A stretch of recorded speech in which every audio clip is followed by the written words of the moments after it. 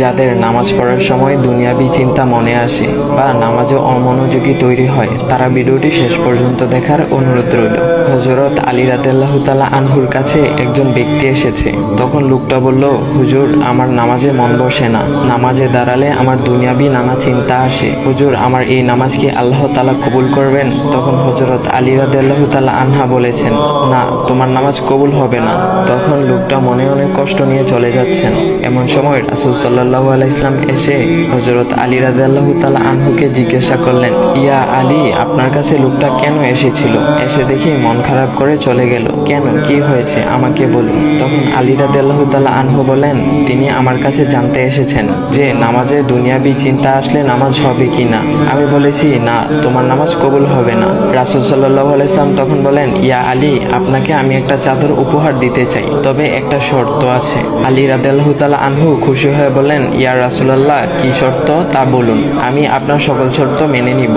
বুঝতেই তো পারছেন রাসূল সাল্লাল্লাহু আলাইহি ওয়াসাল্লামের চাদর বলে কথা। তখন রাসূল সাল্লাল্লাহু আলাইহি ওয়াসাল্লাম বললেন, ইয়া আলী, আপনি যদি এই মুহূর্তে 2 রাকাত নামাজ একনিষ্ঠভাবে পড়তে পারেন দুনিয়াবি সকল চিন্তা দূর করে, তাহলে আমি আপনাকে সেই চাদরটি উপহার দেব।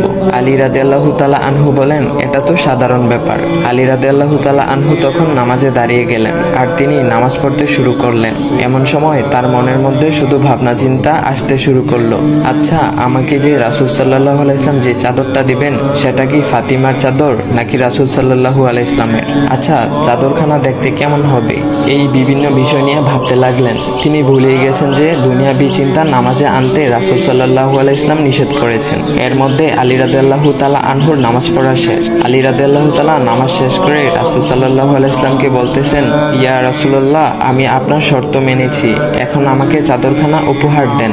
রাসূল সাল্লাল্লাহু আলাইহি ওয়াসাল্লাম বলেন, ইয়া আলী, আপনি কি একনিষ্ঠভাবে দুনিয়াবি চিন্তামুক্ত ছাড়া 2 রাকাত নামাজ পড়েছেন? তখন আলী রাদিয়াল্লাহু তাআলা আনহা মুচকি হেসে বললেন, না ইয়া রাসূলুল্লাহ, আমি আপনার চাদর নিয়ে অনেক কিছুই ভেবেছি।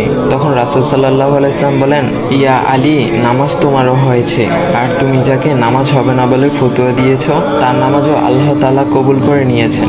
শোনো আলী, দুনিয়াবি চিন্তা দ্বারা নামাজ বাতিল হয় না, নামাজ মহান আল্লাহ তাআলা কবুল করে নেন।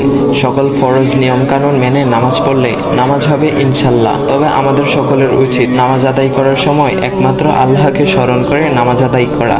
নামাজে দাঁড়ালে দুনিয়াবি চিন্তা মাথায় আসে, এটা শয়তানের একটা ফাঁদ।